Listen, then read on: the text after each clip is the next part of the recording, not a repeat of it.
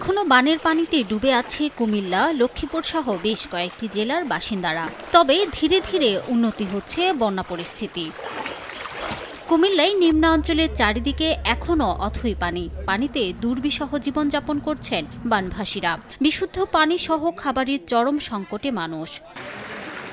লক্ষ্মীপুরেও ওয়ার্ডের প্রতিটি সড়ক এখনও পানির নিচে নিমজ্জিত। অনেকেই ছুটেছেন আশ্রয় কেন্দ্রে। ত্রাণ সহযোগিতা না পাওয়ার অভিযোগ তাদের। পানি বাড়তেছে, এই রাত্র 5 থেকে 6 ইঞ্চি পানি বাড়ছে। কেউ আমাকে খোঁজ খবরও নেয় না। যেভাবে বন্যা নিমজ্জিত পানির ভিতরে আছি, সেই অবস্থা আমার এলাকা আসলে ফোকাস হচ্ছে না।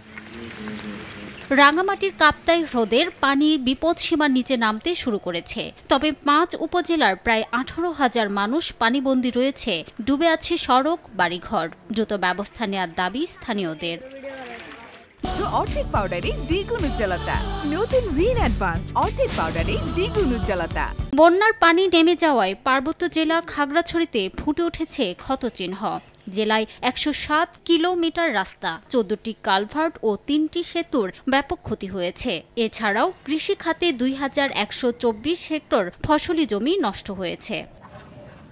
বান্দরবানে কেএনএফ সশস্ত্র সংগঠনের কারণে পর্যটন সংশ্লিষ্ট বিভিন্ন ক্ষেত্রে ক্ষতিগ্রস্ত ব্যক্তিদের মাঝে মানবিক সহায়তা প্রদান করেছে বান্দরবান সেনা রিজিয়ন। চাঁদের গাড়ি, CNG, hotel resort, tourist guide ও বোট চালক শ্রমিকদের মানবিক সহায়তার অংশ হিসেবে 448 জনের মাঝে 20 কেজি করে 9 মেট্রিক টন চাল বিতরণ করা হয়। রিমু সিদ্দিক, সময় সংবাদ।